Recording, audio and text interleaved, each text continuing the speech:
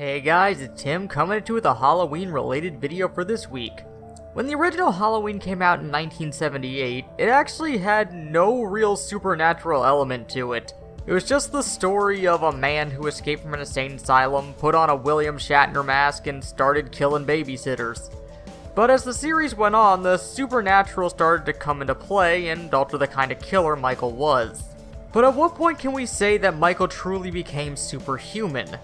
You could say it's always been there. He did somehow vanish after being shot 6 times, but even at that point in the story, there was still some idea that Michael could be stopped. At the very least, he was able to be slowed down, and his burning to death at the end of Halloween 2 was supposed to be the end of him. Though speaking of Part 2, that's where the supernatural really started to enter the series, with the Curse of Samhain, or Samhain as the movie pronounces it, which apparently drives Michael to kill his family. Halloween 2 was really when more of Michael's strength started to come into play, but it wasn't too off the walls at that point just yet. When he comes back in Part 4, you could say him surviving his complete immolation is a sign of him being more than human, but Dr. Loomis did that too, so it's kind of a moot point. But at this point they started casting larger people in the role of Michael Myers to imply greater strength. At the end of this film, Michael survives being blasted with a ton of shotguns and dropped down a well and pulled down river. But even with all that, Michael still ends up being injured. He still gets hospitalized, usually up until Halloween when he breaks out again to kill another family member. Plus at the end of the 5th film, he's able to be taken out by a 2x4. Michael has pretty inconsistent strength levels.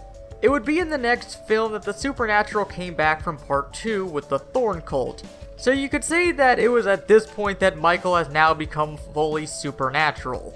Though Michael's most amazing feat is still somehow being able to bestow his durability and personality onto some random ambulance driver by breaking his larynx and dressing him up like him.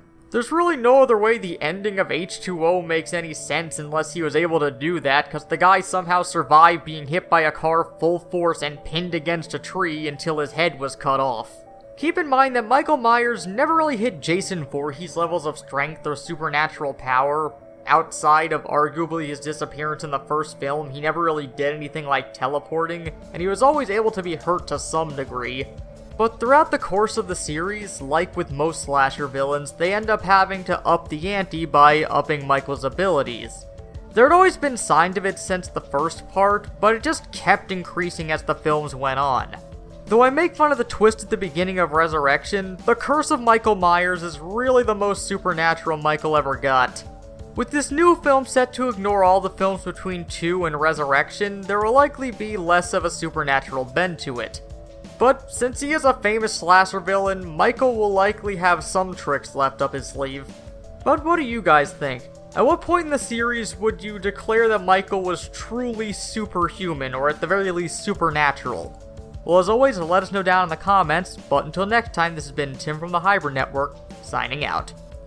Hey guys, thanks for watching, but if you want to take your support to the next level, consider hitting that subscribe button and the bell next to it to be immediately informed whenever a new video goes up. Also, check out our website for the latest news and editorials, and if you want to take your support even further, you can always consider donating to us on Patreon to help our videos get better.